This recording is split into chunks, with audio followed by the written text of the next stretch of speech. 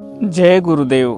एरवी जो सायुज्यपर झाला, तेव्हा तो क्रिया कर्माशी मुकला, परी गुरुभक्तीशी उरला सप्रेम भावे. या ओवीतून संत शिरोमणी शिवयोगी समाधीराजे मन्मथ माऊली आपल्या परमरहस्य या प्रासादिक ग्रंथातून गुरुभक्तीचा महिमा सांगत आहेत. सामान्यतः भक्त ज्यावेळेस भक्ती करतो त्यावेळेस देव वेगळा असतो आणि भक्त वेगळा असतो. पण साधना करता करता सद्गुरूच्या उपदेशाने साधना करता करता भक्त देवच होऊन जातो. त्याला म्हणायचं सायुज्यता. माऊली म्हणतात ज्यावेळेस हा भक्तच देव होतो आणि त्याचा मीपणा देवाच्या चरणी समर्पित होतो आणि तिथं केवळ देवच उरतो, अशा अवस्थेमध्ये तेव्हाची तो क्रिया कर्माशी मुकला.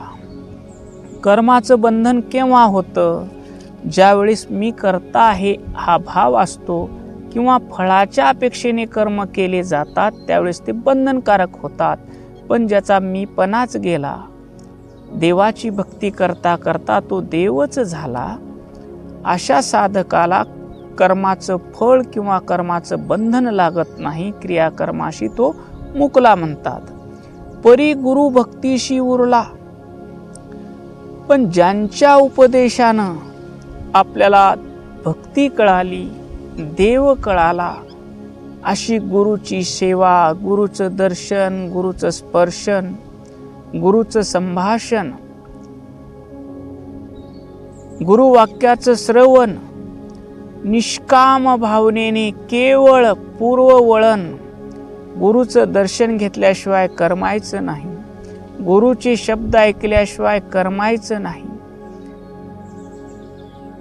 त्याच्या इंद्रियाला वळण लागलेलं गुरु भक्तीचं इथं काही मिळवायचं नाही.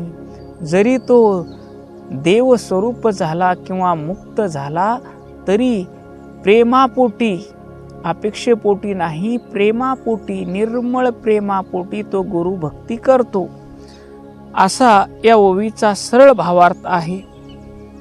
आता आपण आध्यात्मिक चिंतन करू. एरवी जो सायुज्यपर झाला. माऊली म्हणतात जो सायुज्य मुक्तीला पावला, ज्याने सद्गुरुनाथाकडून इष्टलिंगाची दीक्षा घेतली, इष्टलिंगाची पूजा केली, जप केला, सदाचाराचं आचरण केलं, लिंगाचार पाळून लिंगनिष्ठा ठेवली, सेवा करून भ्रताचार जपला, शिवभक्त बांधवा त्यांचं संरक्षण करणं ही गणाचार सांभाळला आणि सर्व काही माझे शिवच आहेत असा शिवाचार, पंचाचार, अष्टावरण, गुरु, लिंग आणि जंगम हे माझे पूजनीय आहेत.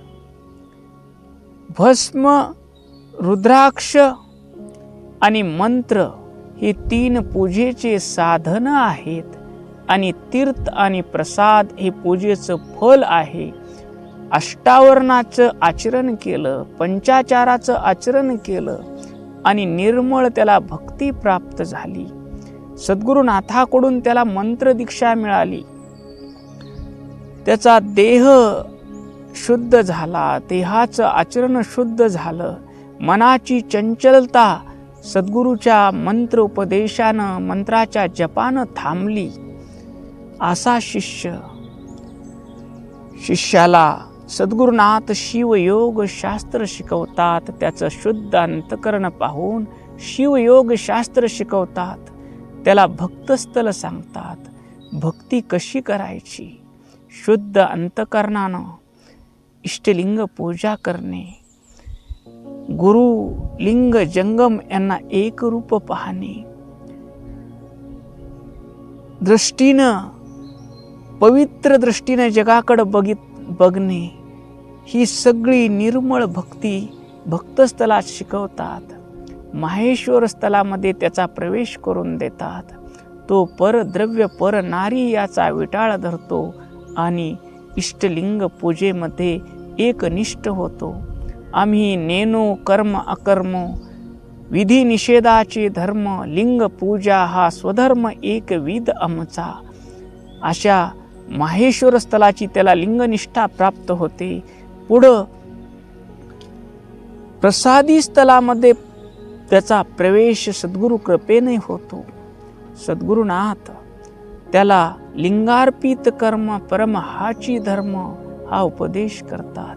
बाळा, तुझ्याकडे जी जी वस्तू येईल ती लिंगाला अर्पण कर आणि त्याचा तू प्रसाद ग्रहण कर. लिंगार्पित कर्म परम हाची धर्म, जाणून या वर्म सुखावला असं वर्म कळालं. प्रत्येक गोष्ट इष्टलिंगाला अर्पण करून अर्पण बुद्धीने प्रसाद म्हणून सेवन करायची. सकाळी स्नानाचं पाणी असो, ब्रशला लावलेलं पेस्ट लिंगाला अर्पण करू, प्रसादाचं ताट, कपडे घालताना कपडे, डोक्याला लावताना तेल, सर्व काही लिंगाला अर्पण करून त्याचा प्रसाद घेतो. त्याचं मन प्रसादमय होतं, निर्मळ होतं, शुद्ध होतं. अशा निर्मळ मनाच्या साधकाचा सद्गुरुनाथाच्या कृपेने प्राणलिंगी स्थलात प्रवेश होतो. माझा प्राणच लिंग आहे. प्रत्येक श्वासामध्ये त्याच्या शिवस्मरण असतं, गुरुच्या चरणाचं स्मरण असतं.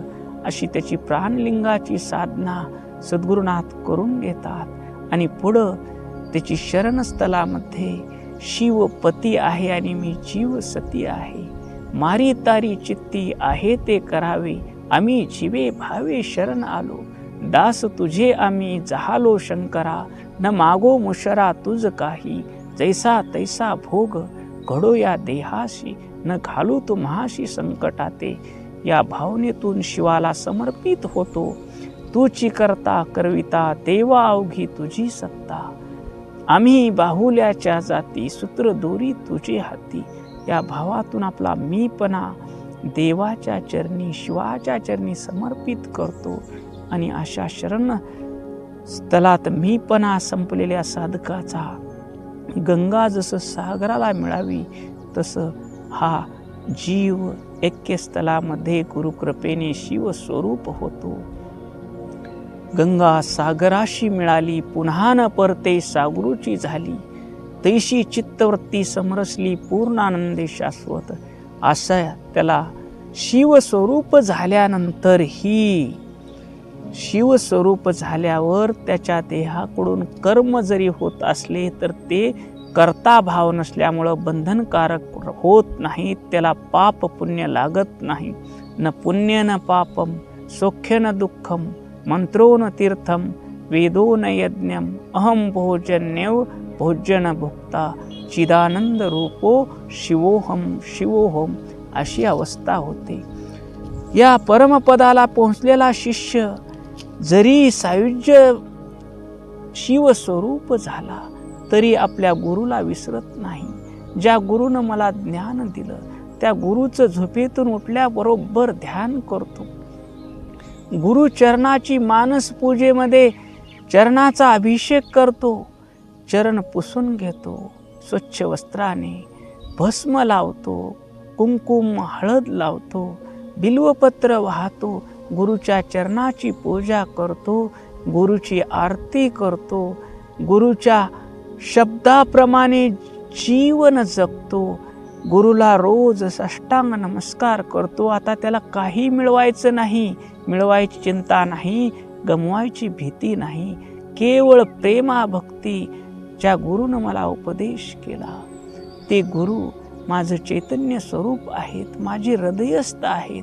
माझ्या डोळ्याने ते पाहणारे आहेत, कानाने ते ऐकणारे आहेत, मुखाने ते प्रसाद ग्रहण करणारे आहेत, हाताने ते काम करणारे आहेत. असा त्याचा भाव होतो आणि गुरुवर निश्चिम प्रेम करतो, निष्काम प्रेम करतो. अशी प्रेमा भक्ती शिष्य जरी परब्रह्म झाला तरी आपल्या गुरुस्वामीला विसरत नाही. नित्य त्रिकाल गुरुचरणाचं वंदन करतो, गुरुचरणाला हृदयात ठेवून पूजन करतो. अशा भक्ताचं, अशा शिष्याचं आणि गुरुचा महिमा या ठिकाणी माऊलीने या ओवीतून वर्णन केलेला आहे. ओम शांती शांती शांती.